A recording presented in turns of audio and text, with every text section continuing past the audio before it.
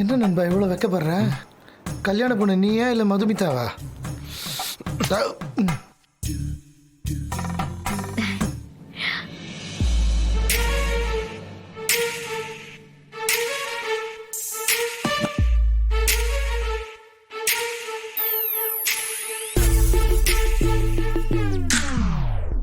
டேய்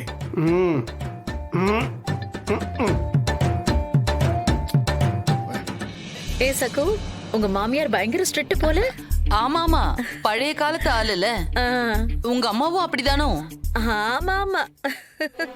என்னமோ சொன்னீங்களே சாஸ்திரம் சம்பிரதாயம்னு சொல்லி அதை ஆரம்பிங்க. அதையும் என்னன்னு பாத்துருவோம். ம்,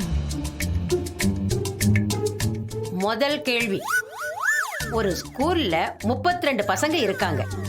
அதே மாதிரி ஒரு பெட்டியில 32 ஆப்பிள் இருக்கு. இந்த ஆப்பிள் எல்லாத்தையும் பசங்களுக்கு சரிசமமா பங்கு போட்டு கொடுக்கணும். இது என்ன கேள்வி?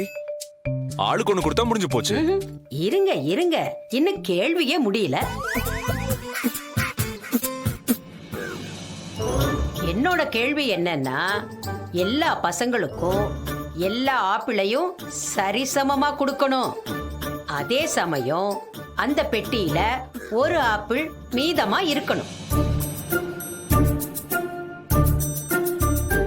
இதுல முக்கியமான விஷயம் என்னன்னா, எந்த பழத்தையும் கட் பண்ண கூடாது.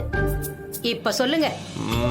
32 பசங்களுக்கும் 32 ஆப்பிள் சமமா கொடுக்கணும்னா அப்புறம் எப்படி பெட்டியில ஒரு ஆப்பிள் மீதம் இருக்கும்? கேக்குற கேள்வியில கொஞ்சமாவது லாஜிக் வேண்டாமா? சிம்பிள். பேரை பிங்கின்னு வச்சுக்கிட்டு பக்கித்தனமா பேசிட்டு இருக்கேன் இந்த ஆயா.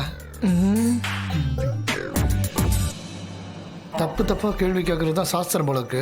நீ அடிச்சு ஆடு நண்பா. அதெல்லாம் இப்ப எதுக்கு? உங்களுக்கு பதில் தெரியுமா தெரியாதா? சரி, நாங்க தோத்துட்டோம். நீங்களே பதில் சொல்லுங்க.